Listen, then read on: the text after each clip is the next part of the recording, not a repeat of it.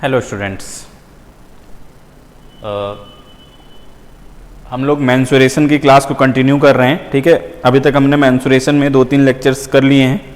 ठीक है, उसके आगे जो है मेंसुरेशन, जिसमें अभी हम 2D पढ़ रहे हैं, तो 2D की क्लास को आगे बढ़ा रहे हैं। इसमें आज जो हम टॉपिक पढ़ेंगे, ठीक है, उसको आप लोग एक बार देख लीजिए।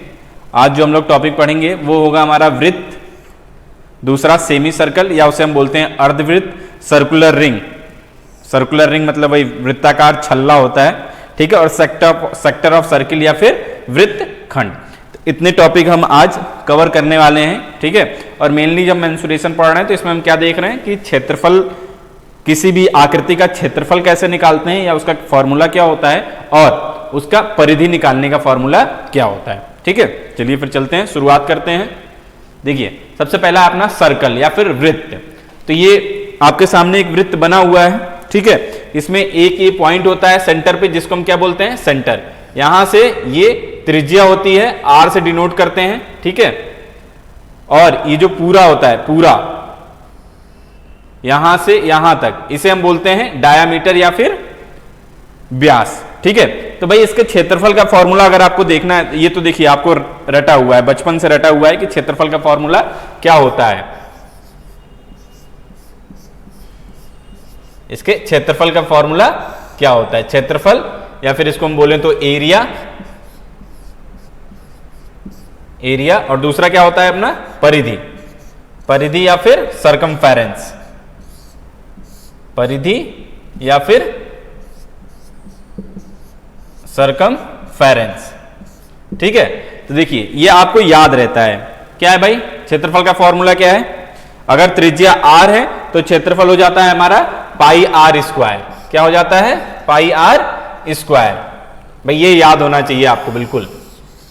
ठीक है, पाई आर स्क्वायर। और अगर परिधि देखा जाए तो परिधि का क्या हो जाता है फॉर्मूला भाई, 2 पाई आर।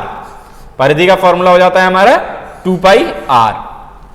तो देखिए, अगर हम वृत्त पढ़ रहे हैं, ठीक है, काम की चीज सिर्फ आपके पास इतनी ही थी अभी। अगर आप एक वृत्त पढ़ रहे हैं तो आपको क्षेत्रफल का फॉर्मूला पता होना चाहिए और परिधि का फॉर्मूला पता होना चाहिए। लेकिन अगर इसमें और कुछ अगर आप जानना चाहते हैं तो ये समझिए कि ये फॉर्मूले बनते कैसे हैं। हालांकि वो आपके काम का नहीं है कि ये फॉर्मूला बनेगा कैसे, ठीक है, लेकिन फिर भी चलिए देख लेते हैं परिधि का फॉर्मूला कैसे बनता है। इसको हम लोग थोड़ा आज देख लेते हैं कि आखिर फॉर्मूला बना कैसे है। तो इसमें r आप समझ रहे हैं, 2 समझ रहे हैं, ये पाई। आपको ये तो समझ में आ गया होगा कि ये पूरा खेल जो चल रहा है ये पाई का चल रहा है। ये पाई होता क्या है, पाई होता क्या है, तो भाई आपका जवाब आएगा सर पाई होता है 22/7 या फिर अगर वैसे बताना चाहें तो हम बता देंगे 3.14। क्यों भाई, यही तो होता है पाई।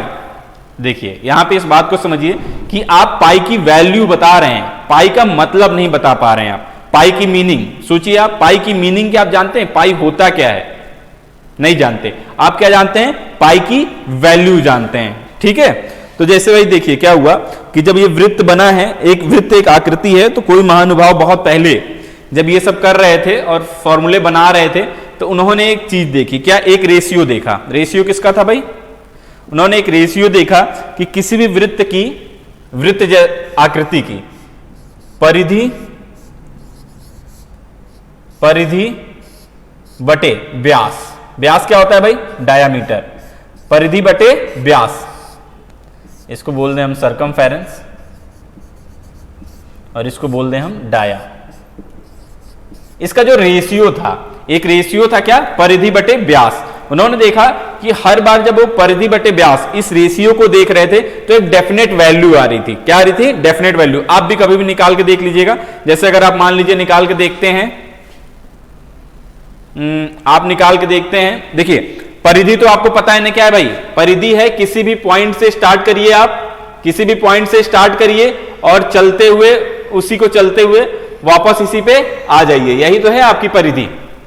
क्यों, यही है ना आपकी परिधि। तो देखिए उसने कहा कि मान लीजिए एग्जांपल ले लीजिए, आप मान लीजिए r बराबर 7। ठीक है, और तो इसकी परिधि कितनी आ जाएगी। वैसे तो अभी आपको फॉर्मूला पता है, लेकिन आप परिधि नाप सकते थे। इसको जो वृत्ताकार आकृति है इसको आप नाप चल सकते हैं, चल के नाप लीजिए। तो आपका यहां से कितना आ जाएगा, 2 × 22/7 × 7 44 आ जाएगा। ठीक है, तो अगर इसमें मैं रखूंगा परिधि बटे व्यास में तो क्या हो जाएगा 44 और बटे व्यास 7 थी ना, 7 दूनी 14, निकाल के देख लीजिए आप कितना आएगा, सेम आएगा भाई 3.14। ऐसे ही आप कोई भी वैल्यू रखेंगे ना तो ये जो आपका रेशियो है, ये जो आपका रेशियो है, ये हर बार आपको जो वैल्यू देगा वो 22/7 या फिर 3.14 देगा। तो ये देखा गया कि भाई ऐसा है, परिधि बटे व्यास जो है ये हमेशा एक ही वैल्यू दे रहा है, तो इसको क्या नाम दिया जाए। तो जिन्होंने इसकी खोज की उन्होंने इसे नाम दिया क्या, उसे इन्होंने रोमन एक वर्ड होता था पाई, उन्होंने इसे नाम दे दिया पाई का। तो मतलब फॉर्मूला हमारा हो गया कि परिधि या फिर कहिए सरकमफेरेंस अपॉन व्यास, इस रेशियो जिसका वैल्यू बार बार करने पे भी क्या आ रहा था, हर वैल्यू के लिए, हर आर के लिए वैल्यू जो आ रही थी वो आ रही थी 22/7 या फिर 3.14, उसे उन्होंने नाम दे दिया पाई। ये होता है पाई। पाई की डिफिनीशन है कि पाई जो है वो रेशियो है परिधि और व्यास का। ठीक है, तो क्या यहां से आप फॉर्मूला निकाल लेंगे? हाँ भाई दिख रहा है, अब तो फॉर्मूला निकाल ही लेंगे। परिधि, चलिए परिधि को वैसे ही छोड़ देते हैं, अपने को परिधि का ही तो फॉर्मूला निकालना है। परिधि अपॉन व्यास क्या होता है भाई, 2r होता है, व्यास 2r ही तो होता है। अगर ये r है, ये r है, तो ये पूरा, ये भी r है, और ये पूरा क्या होता है, d होता है, जिसे हम व्यास बोलते हैं। ठीक है, तो ये हो जाएगा 2r, ये हो जाएगा आपका पाई, ये हो जाएगा आपका पाई। तो परिधि या फिर सरकमफेरेंस, परिधि या फिर सरकमफेरेंस आपका क्या हो जाएगा 2πr। ठीक है, तो देखिए ये जानने के लिए था, आपके नॉलेज के लिए था कि ये फॉर्मूले बनते कैसे हैं, लेकिन ये आपसे पूछे नहीं जाने हैं। आपसे जो पूछे जाने हैं वो है सीधे सीधे आपसे फॉर्मूले पूछ लिए जाएंगे, सीधे आपसे फॉर्मूले पूछ लिए जाएंगे और इन पे वैल्यूज रख के आपको आंसर्स निकालने होंगे। ठीक है, तो ये दोनों फॉर्मूले आपको याद होने चाहिए। ठीक, तो हमने वृत्त देख लिया, वृत्त के अब इसमें देखिए एरिया का भी फॉर्मूला इसी तरह से निकलता है, लेकिन उस पर फिर कभी बात करेंगे। अभी अगले टॉपिक के चलते हैं, क्या है, सेमी सर्कल या फिर अर्धवृत्त। क्या है भाई, सेमी सर्किल या फिर अर्धवृत्त। तो भाई ये तो देखो बहुत आसान है, कैसे, वृत्त आपने पढ़ ही लिया है, ये है आपका वृत्त। ठीक है ना भाई, ये है आपका वृत्त। तो अर्धवृत्त मतलब कि आधा वृत्त, सेमी सर्कल। तो अगर इसके हम आधे को हटा दें, आधे को अगर हम हटा दें, पूरा ही चला गया, मतलब समझिए ये बनता है आपका वृत्त, हाफ सर्कल, ये बनता है आपका हाफ सर्कल। ठीक है ना, जहां से ये यहां से यहां तक होता है आपका r। ठीक है, तो इसमें भी आपको क्या देखना है, क्षेत्रफल और परिधि। ठीक है, देख लेते हैं भाई क्षेत्रफल और परिधि का फॉर्मूला। क्षेत्रफल बोले तो एरिया, एरिया, और परिधि बोले तो सरकमफेरेंस। देखिए इंग्लिश हिंदी दोनों लोग अपना अपना कवर करते चलेंगे, जिसे जो देखना हो वो देखे। मैं दोनों लिखता चलता हूं, क्षेत्रफल और सरकमफेरेंस आपकी हो जाती है परिधि। ठीक है, ये सब चीजें आपको बिल्कुल याद होनी चाहिए भाई। ठीक है, आपको याद होनी चाहिए। तो अब आप कहोगे कि सर ऐसा है, ये हाफ सर्किल जो हमें दिख रहा है ये तो पूरे सर्किल का आधा है। क्यों भाई, ये पूरे सर्किल का आधा ही तो है, ये आधा है। तो अगर मैं कह दूं कि इसका जो क्षेत्रफल होगा वो पूरे सर्किल का हाफ होगा, हाँ बिल्कुल सही भाई। क्या हो जाएगा, पाई r स्क्वायर होता है फुल सर्किल का, इसके बाद बाई 2 कर दूं तो मेरा हो जाएगा हाफ। मतलब ये हो जाएगा हमारा सेमी सर्कल का area, pi r square by 2। ठीक है, समझ में आ रहा है ना भाई, कि अगर इसका पाई r स्क्वायर है, अगर इसका पाई r स्क्वायर है और मैं आधे में जा रहा हूं तो 1/2 पाई r स्क्वायर हो जाएगा ना। हाँ ठीक है, चलो अब परिधि देखते हैं। क्या परिधि में भी यही होगा भाई? क्यों, परिधि में भी यही होगा। परिधि क्या होती है हमारी, पेन बदल लेते हैं। परिधि हमारी क्या होती है, एक मिनट रुको, पहले इसको हटा दें यहां से। परिधि का ऑप्शन देखो, परिधि या फिर बोलो तो सरकमफेरेंस, ठीक है ना। ये क्या होती है भाई, ये हमारा वृत्त का तो होता है 2 पाई आर, वृत्त का होता है 2 पाई आर। अब कहोगे आप मैंने हाफ कर लिया, तो इसका हो जाना चाहिए कितना, 2 पाई आर अपॉन 2, मतलब कि पाई आर, मतलब कि पाई आर। ठीक, आपके हिसाब से ये होना चाहिए क्योंकि हाफ कर रहे हैं हम, तो मैंने कहा चलिए भाई ऐसा है पाई आर। लेकिन क्या ये सही है, आप खुद सोचो, क्या ये सही है भाई। परिधि होती क्या है, मैं कह रहा हूं अगर मैं इस पॉइंट से चलना शुरू कर रहा हूं, अगर मैं इस पॉइंट से चलना शुरू कर रहा हूं, इस पॉइंट से चलना शुरू कर रहा हूं और ऐसे चलते हुए यहां तक पहुंचा, यहां तक पहुंचा, तो क्या मेरी परिधि हो गई, नहीं, मुझे अभी ये भी तो चलना पड़ेगा इतना भाई, ये इतना भी तो चलना पड़ेगा। और जो अभी हमने ये निकाला है पाई आर, ये जो हमने पाई आर निकाला है, ये सिर्फ हमारा निकला है इतने का, इतने का निकला है ना। तो ये वाला जो पोर्शन है, ये वाला जो पोर्शन है, ये तो बच गया ना। ये कितना होगा भाई, ये होगा r प्लस आर, मतलब कि प्लस 2r प्लस 2r, होगा कि नहीं, बात को समझ रहे हो भाई। ये जो पोर्शन हमारा है, ये वाली लाइन, ये वाली लाइन भी तो हमें कवर करनी पड़ेगी चल के, ठीक है। तो 2r, तो इसका फॉर्मूला क्या हो जाता है अपना, इसका फॉर्मूला क्या हो जाता है भाई, इसका फॉर्मूला हो जाता है, यहां से आप r कॉमन ले लोगे तो हो जाता है पाई प्लस 2, पाई प्लस 2। तो ये भी फॉर्मूला भाई आपको याद होना चाहिए, ये फॉर्मूला आपको बिल्कुल टिप पे होना चाहिए आपके।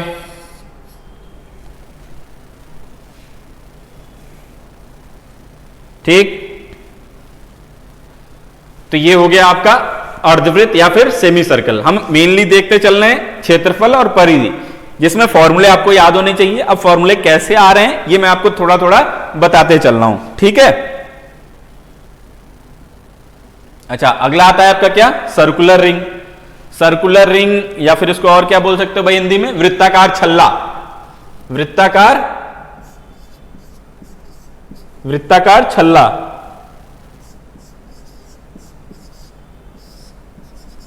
अरे जो आप अंगूठी पहनते हो, रिंग, जैसे इसकी रिंग जो आप पहनते हो वो हो गया, ठीक है। मोटरसाइकिल या कार की जो ट्यूब देखी है आपने, ट्यूब बीच में हॉलो रहता है, ठीक है, ट्यूब हो गई भाई। ट्यूब कैसी होती है, ऐसी तो होती है। अच्छा, पहले ये समझो वृत्ताकार छल्ला होता क्या है, वृत्ताकार छल्ला होता क्या है, या सर्कुलर रिंग हम किसे कहते हैं। तो ये होता क्या है कि दो कॉन्सेंट्रिक वृत्त, दो कॉन्सेंट्रिक सर्कल्स, ठीक है, जिनका सेंटर एक होगा, सेंटर एक होगा। ये हो गया आपका सेंटर, ठीक है। और आपका जो ये होता है ना,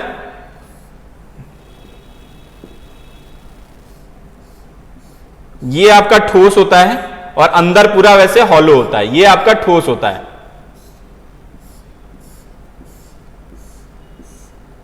आपने देखी होगी भाई, अंगूठी ऐसी तो होती है, क्यों, अंगूठी या ट्यूब ऐसी तो होती है। या फिर वो देखा है जो रेस्क्यू ऑपरेशंस में ट्यूब्स यूज होती हैं, जब कोई डूब रहा होता है या किसी को पानी में उतरना होता है, तो कुछ ऐसी ट्यूब्स होती है ना, तो वो वृत्ताकार छल्ला या फिर सर्कुलर रिंग्स का एक एग्जाम्पल है। अब इसमें देखो यार, तुम्हें दो वृत्त दिख रहे होंगे, दो वृत्त दिख रहे हैं ना भाई, मुझे तो दिख रहे हैं, आपको भी दिख रहे होंगे। ये हो गया आपका सेंटर, ठीक है। अब ये सेंटर से दो वृत्त दिख रहे हैं तो दो रेडियस होगी। मैं ये मान लेता हूं ये रेडियस है कैपिटल आर, बड़े वाले का कैपिटल आर, और छोटे वाले का मान लिया मैंने स्मॉल आर, छोटे वाले का मैंने मान लिया स्मॉल आर। तो अब आपको इसका क्षेत्रफल निकालना है या एरिया निकालना है। क्या निकालना है भाई, इसका एरिया निकालना है, एरिया निकालना है या फिर क्षेत्रफल निकालना है, ठीक है। और क्या निकालना है भाई आपको, इसकी परिधि निकालनी है। इसकी परिधि क्या निकलेगी, दोनों परिधियों का डिफरेंस निकलेगा, ठीक है। क्या निकलेगा, डिफरेंस ऑफ बोथ रिंग्स, ठीक है।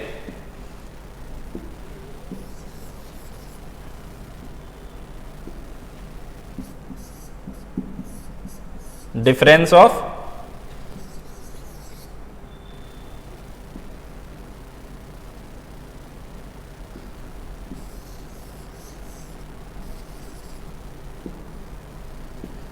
इसका निकलेगा difference of circumference of both rings.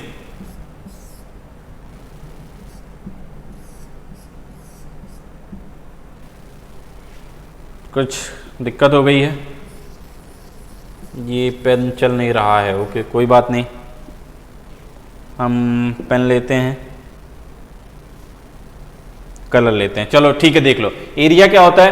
Area होता है भाई क्या कि बड़े वाले, मुझे देखो मुझे क्या चाहिए, मुझे ये अंदर वाले का ही तो चाहिए, ये इसी का तो चाहिए।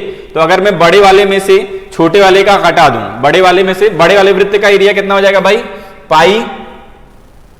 पाई are square minus pi small r square. तो इसका क्या हो जाएगा भाई, pi capital r square minus small r square. यही इसका फॉर्मूला हो जाता है। ठीक है, यही इसका एरिया का फॉर्मूला हो जाता है।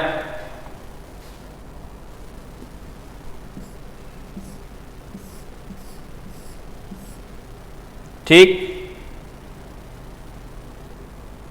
अब इसकी परिधि यानी डिफरेंस ऑफ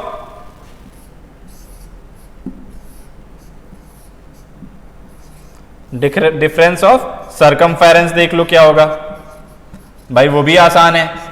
बड़े वाले में से छोटे वाले का माइनस कर दो तो 2 pi r minus 2 pi small r, छोटे वाले वृत्त का।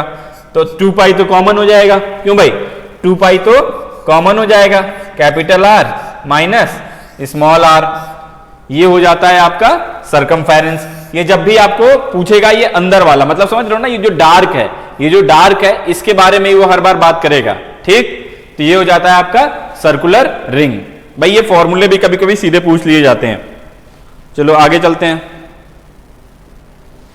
आगे क्या है, सेक्टर ऑफ सर्किल या वृत्तखंड, या फिर इसको त्रिज्या खंड भी बोलते हैं। सेक्टर का मतलब होता है त्रिज्या खंड। क्या होता है, त्रिज्या खंड। इसको थोड़ा समझ लो, ठीक है, क्योंकि पढ़ा तो इसको भी है आपने, लेकिन अब इसको आप फॉर्मूले अगर हो सकता है कि आप भूल गए हो। होता क्या है ये सबसे पहले ये जानो। अब जैसे देखो यार, सर्कुलर हम पढ़ रहे हैं, ठीक है, तो आपने सर्किल, मान लो ये केक है एक, आपके पास क्या है, ये केक है भाई, केक लाए हो आप। अब इसमें आपने क्या किया, आपने इसमें ये किया कि एक पीस आपने काट लिया भाई, एक पीस आपने काट लिया अपने लिए, एक पीस आपने अपने लिए काट लिया है, ये वाला पीस, ये वाला पीस आपने काट लिया है। तो इसी को क्या कहते हैं, इसी को कहते हैं त्रिज्या खंड या फिर सेक्टर। क्या बोलते हैं इसको, त्रिज्या खंड या फिर सेक्टर। ठीक, अब देखो, अब जो इसे तुमने काटा है तो ये एक यहां पे थीटा बना रहा होगा, एक एंगल बना रहा होगा जिसे हमने नाम दे दिया थीटा। और वृत्त में पूरे का कितना होता है भाई सेंटर पे 360। तो ये कितना हो जाएगा, ये हो जाएगा आपका 360 माइनस थीटा। होगा कि नहीं भाई, होगा ना। क्यों, टोटल एंगल कितना होता है भाई, इसमें सीधी सी बात है यार। देखो टोटल एंगल होता है आपका, टोटल एंगल आपका होता है 360 डिग्री। अब एक आपने सेक्टर काट लिया है कितने का, थीटे का, तो दूसरा जो होगा वो कितने का हो जाएगा, 360 डिग्री माइनस थीटे का हो जाएगा ना। दो एंगल बनेंगे, ठीक है। अब ध्यान से देखो, बस देखते चलो, ठीक, ध्यान से देखते चलो बस। अब ये बताओ कि पूरे वृत्त का क्या होता है भाई क्षेत्रफल। पूरे वृत्त का क्षेत्रफल होता है पाई आर स्क्वायर। पूरे वृत्त का क्षेत्रफल होता है पाई आर स्क्वायर, होता है ना। अब मैं कहता हूं यार ऐसा करो, इस पूरे वृत्त को 4 हिस्से में बांट दो, 4 हिस्से में बांट दो, बराबर हिस्से में बांटना है, 4 हिस्से में बांट दो।